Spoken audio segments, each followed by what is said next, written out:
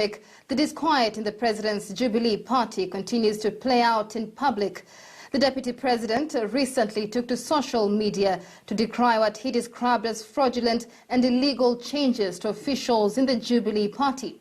Well, let's speak to a man now who has been vocal about his opposition to Deputy President William Ruto. David Murathe now joins us. He publicly resigned as the Jubilee Vice Chair. Murathe, many thanks for your time on News Desk this afternoon. You resigned as the Jubilee Vice Chair, but it appears that resignation did not take effect. You seem to be quite vocal about the issues within the party.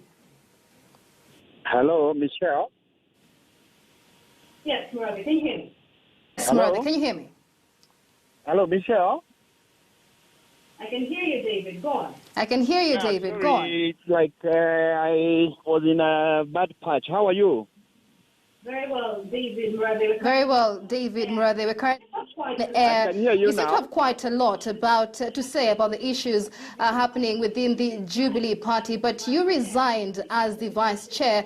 Did that resignation take effect? Sophia, when you resign, you send the resignation to the appointing authority. And you expect them to effect it by replacing you, by giving another name. Hello? All right, brother, we can hear you. All right, brother, we can hear you. Now, the deputy president recently took to social media decrying what he described as fraudulent and illegal changes to officials within the Jubilee party. And we've seen the Jubilee Secretary General, Raphael Tuju, there defending the president, saying the president had nothing to do with the names on that list. What seems to be happening in the party? Are you telling me the president has no voice of his own to say that? You know, Tuju is not a madman, to go and purport to take no names to the registrar of political parties without consulting the party leader. So for the deputy president to prosecute internal party matters through social media, Twitter, etc., is very discouraging and disheartening. Well, the deputy president is the second. Well, the deputy president is the second in command in the party hierarchy after President Uhuru Kenyatta. Is he a cornered man in the party as we speak? There is nothing. Actually, he's blowing this thing out of proportion. These were normal administrative changes to populate vacancies in the National Management Committee of the party, which was advised the party. But how does the second in command not know? How is he not aware of these developments? Because the National Management Committee is the one that runs the party on a day-to-day basis. What they come up with is what is then taken to the National Executive Committee, the NEC. After all, the deputy president told us he talks to the party leader every other day. So how is it that he is not consulting his party leader? He is prosecuting these matters in public, on social media. Let's talk about the fact that the country is deep in combating the COVID-19 pandemic. And here's the Jubilee party, the ruling party, bringing in politics smack in the middle of this crisis. How aware is the ruling party, the Jubilee party, really, in times of this crisis? That is precisely what I'm talking about.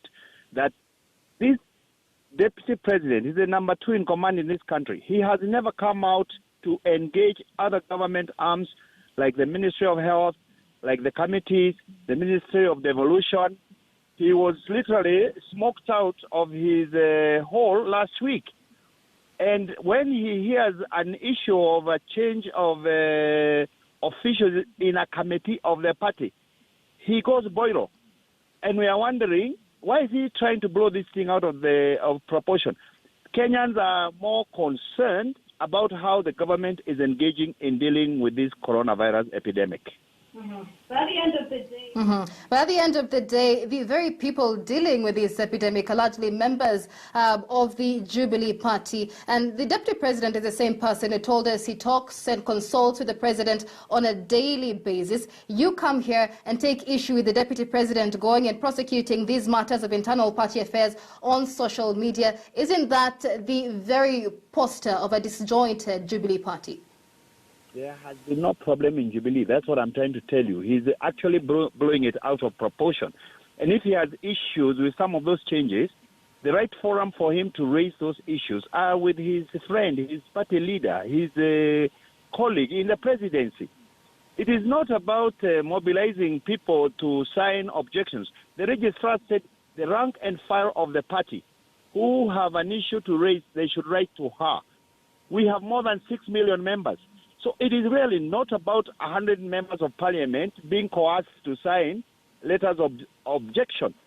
The majority of the rank and file, if they do not sign that thing, the ayes have it.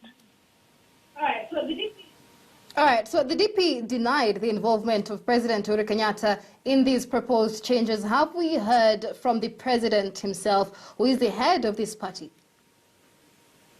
I don't know why he is purporting to speak on behalf of the president, all right?